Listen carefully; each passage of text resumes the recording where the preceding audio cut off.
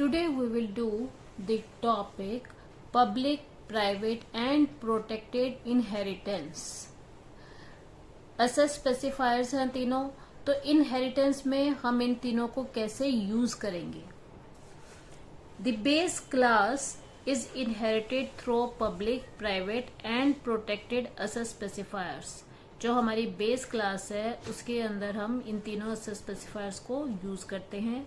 These asset specifiers control the assets of inherited members. Assets means उनको कैसे हम use कर सकते हैं या नहीं यूज कर सकते. Of inherited members of the base class in the derived class. जो मेंबर्स डाटा मेंबर्स हैं, जैसे हम वेरिएबल्स डिक्लेयर करते हैं या फंक्शंस डिक्लेयर करते हैं बेस क्लास में, उनको हम असेट स्पेसिफायर्स देते हैं public, private and protected.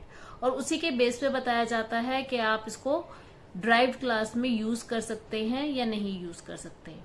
And other parts of the program, main में भी आप यूज कर सकते हैं या नहीं यूज कर सकते, वो हम आज समझेंगे कि अगर हम चाहते हैं कि मेन में वो यूज हो तो हमें उसे पब्लिक रखना है, प्राइवेट रखना है या प्रोटेक्टेड रखना है. The most frequently used asset specifier for inheriting a base class is public. ये हम प्रोग्राम के थ्रू भी समझेंगे. इसके बाद अभी हम ये स्टार्टिंग में इसलिए लिख रहे हैं क्योंकि जब आप पेपर में आपको क्वेश्चन आएगा कि पब्लिक, प्राइवेट और प्रोटेक्टेड इनहेरिटेंस का, तो आपको थोड़ी सी थ्योरी भी लिखनी पड़ती है. The most frequently used asset specifier for inheriting a base class is public. Public तो हम सबको मालूम है कि अगर हम किसी भी वेरिएबल को या फंक्शन को पब्लिक डिक्लेयर करते हैं तो कहीं पे भी हम उसको यूज कर सकते हैं. तो ये हमारा मोस्ट फ्रिक्वेंटली यूज्ड है, मतलब हम कॉमनली इसको यूज करते रहते हैं. When the asset specifier for inheriting a base class is public, all the public members of the base class become public members of the derived class. ठीक है, तो वो सारे मेंबर्स क्या बन जाते हैं? Public. And all protected members of the base class become protected members of the derived class.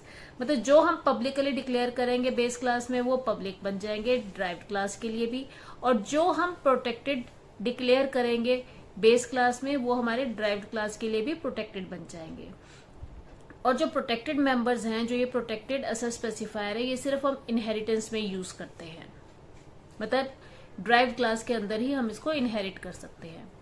So the derived class has access to all the public and protected members of the base class. तो पहली बात क्या है कि जो हमने base class में public और पब्लिक और प्रोटेक्टेड डिक्लेयर किया है वो सारे हम ड्राइव्ड क्लास में भी यूज कर सकते हैं. अब आती है बात प्राइवेट मेंबर्स की. Private members of the base class remain private in the base class and hence not accessible directly to the members of the derived class. जो प्राइवेट मेंबर्स हम बेस क्लास में डिक्लेयर करते हैं वो derived class में use हम नहीं कर सकते, नॉट accessible होते हैं. वो सिर्फ हम उसी में ही बेस क्लास में ही यूज कर सकते हैं. However, derived class can access them indirectly through the inherited public and protected member functions of the base class. Directly not accessible है, ठीक है, और indirectly आप उसको यूज कर सकते हो. किसको यूज कर सकते हो? जो हमने प्रोटेक्टेड दिए हैं. किसके थ्रू? पब्लिक और प्रोटेक्टेड मेंबर फंक्शंस के थ्रू हम ड्राइव क्लास में उसको इनडायरेक्टली यूज कर सकते हैं. अब आगे प्रोग्राम के थ्रू हम देखेंगे कि कैसे हम उसको इनडायरेक्टली यूज कर सकते हैं. अब डायग्रामेटिकली रिप्रेजेंट किया हुआ ये डायग्राम बहुत इंपॉर्टेंट है और बहुत आसानी से आप इसे समझ सकते हो. कैसे? ये हमारी बेस क्लास है, ये हमारी ड्राइव्ड क्लास है.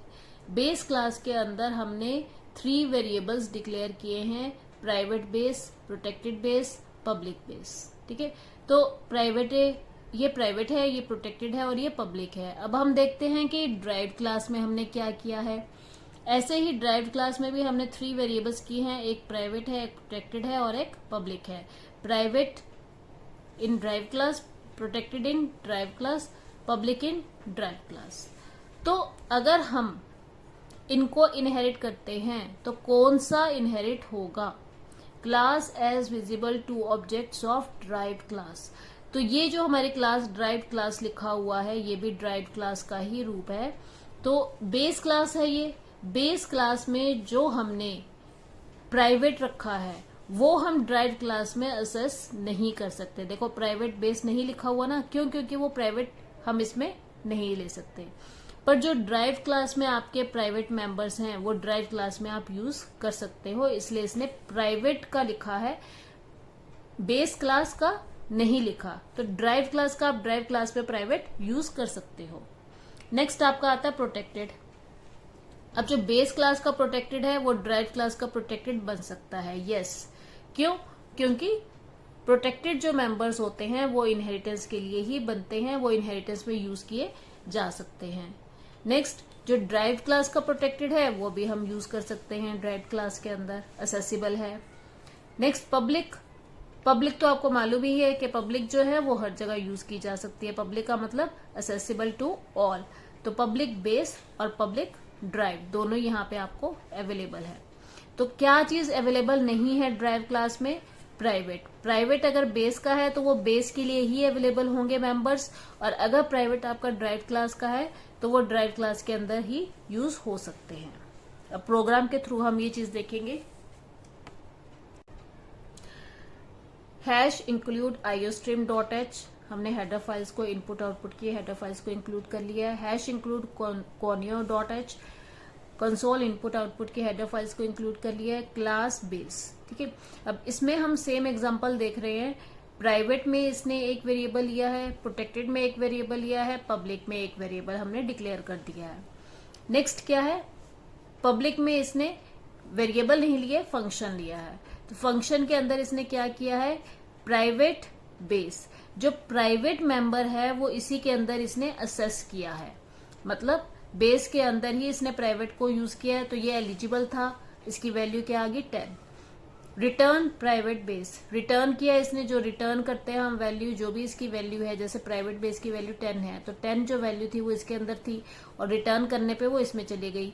इंट हमने लिया था, इंट लिया तो मतलब जो ये वैल्यू है वो किस में चली गई? इसके अंदर जाके स्टोर हो गई। ये क्या है? एक फंक्शन है, और इसका डाटा टाइप क्या है? इंट।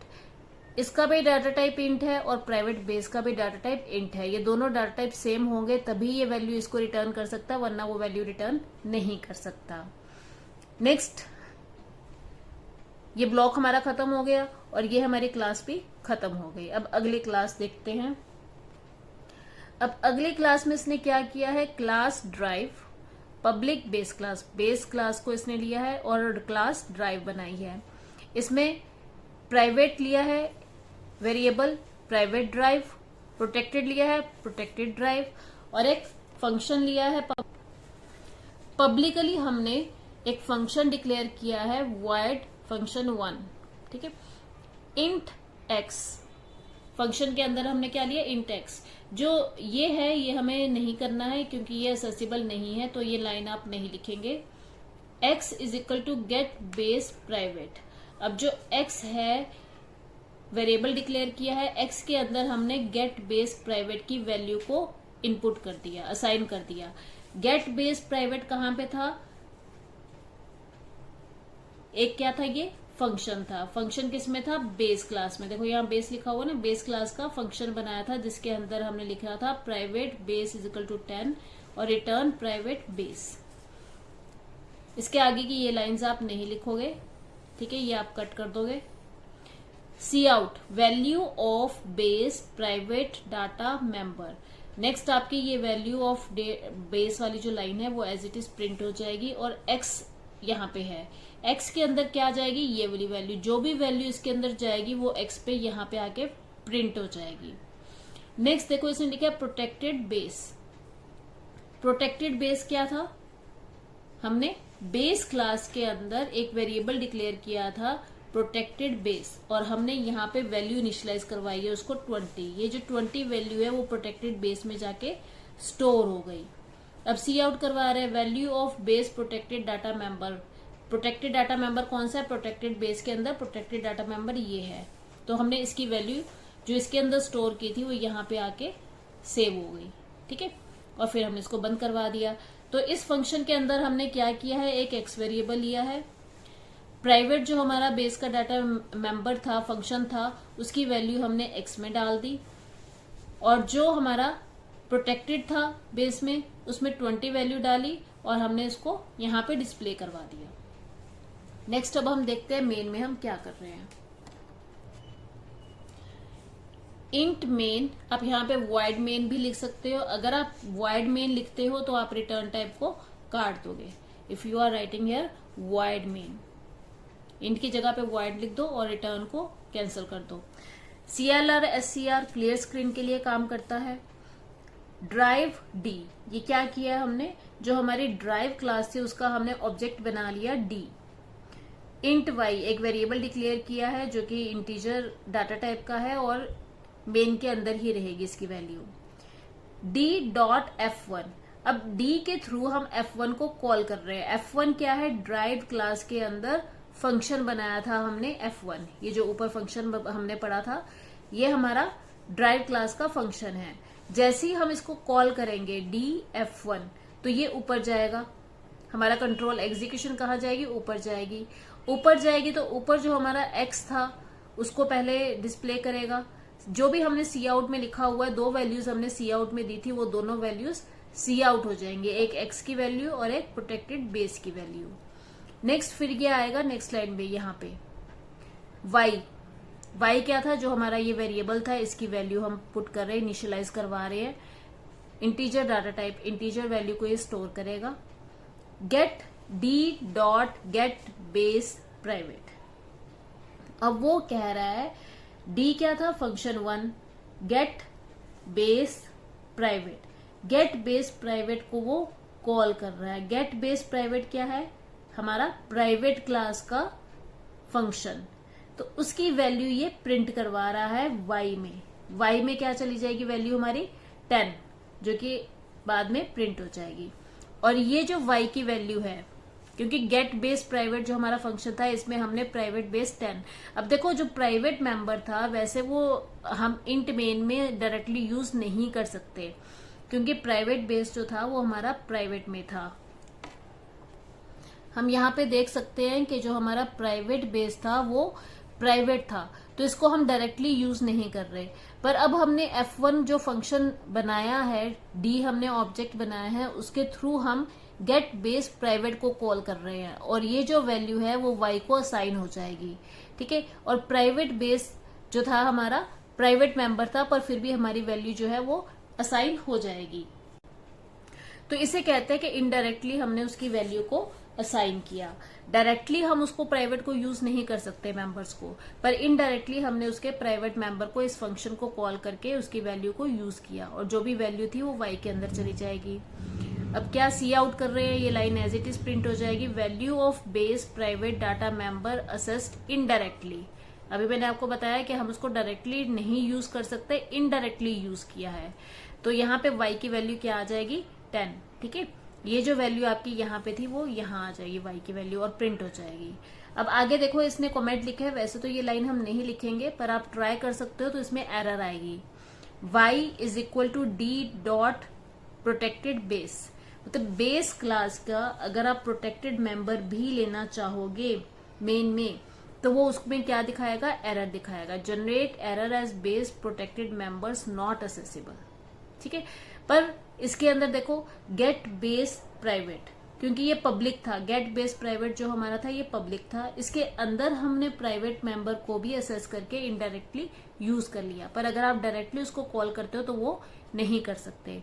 प्रोटेक्टेड मेंबर सिर्फ उसकी बेस या ड्राइव क्लास में यूज होगा, ठीक है। ये सिर्फ आप ड्राइव क्लास में ले सकते हो और डायरेक्टली आप इंट मेन में इसको कॉल नहीं कर पाओगे। बस गेट ch, गेट करेक्टर और हमारी क्लास खत्म हो गई। अब इसका हम आउटपुट देखेंगे। पहली लाइन क्या है, value of base private data member is equal to 10, कहां से आई ये चीज समझेंगे अब हम। देखो जैसे हमारी एग्जीक्यूशन स्टार्ट होती है वो इंट मेन से स्टार्ट होती है। पहले CLR SCR आया, ड्राइव का हमने D करके ऑब्जेक्ट बनाया, इंट y, ठीक है, एक वेरिएबल लिया। इसके बाद जो हमारे ड्राइव का ऑब्जेक्ट था इसे हमने एक फंक्शन को कॉल किया। जैसे ही हमने इस फंक्शन को कॉल किया ये फंक्शन को ढूंढेगा और ऊपर हमारा फंक्शन था उस पर हमारा कंट्रोल चला जाएगा। जब ये हमारा लिंक F1 D.F1 से F1 पे गया तो यहाँ पे दो हमने लाइनें सी आउट की हुई है। पहली है value of base private data member, ये हमारा प्रिंट होगा। दूसरी है value of base protected data member, ये हमारा प्रिंट होगा। देखते हैं इसको। तो ये दोनों लाइनें हमारी प्रिंट हो गई हैं और उनकी वैल्यूज भी यहाँ पे प्रिंट हो गई है। नेक्स्ट जब हमारा F1 पूरा कंप्लीट हो गया, दो ही सी आउट की वैल्यूज थी, वो दोनों प्रिंट हो गई हैं। उसके बाद ये आगे गया, इसने y के अंदर गेट बेस प्राइवेट फंक्शन की वैल्यू को पुट किया और ये एक सी आउट यहाँ पे है value of base private data member assess indirectly. जैसी ये लाइन आई वो लाइन यहाँ पे एज इट इज प्रिंट हो गई और इसके अंदर y के अंदर जो वैल्यू थी वो भी प्रिंट हो गई। एक चीज और आपको ध्यान रखनी है, when we create an object D of the derived class in main, जब हमने मेन में वॉइड मेन में ड्राइव्ड क्लास का डी ऑब्जेक्ट बनाया, ड्राइव डी लिखा, then all the public member functions of the base and derived class, मतलब जितने भी फंक्शन हमने पब्लिकली डिक्लेयर किए थे बेस में और ड्राइव्ड क्लास में, कौन से थे? गेट बेस प्राइवेट हमारा बेस क्लास में था और F1 हमने किया था ड्राइव्ड क्लास में, can be accessible in main in association with the derived object D, मतलब डी डॉट करके आप इनको फंक्शंस को कॉल कर सकते हो जैसे आपने ऑब्जेक्ट बनाया। So the following statement in the main are valid, मतलब जो फंक्शंस आपने प्राइवेट लिए हुए हैं वो आप इंट मेन में यूज कर सकते हो ऑब्जेक्ट बनाकर।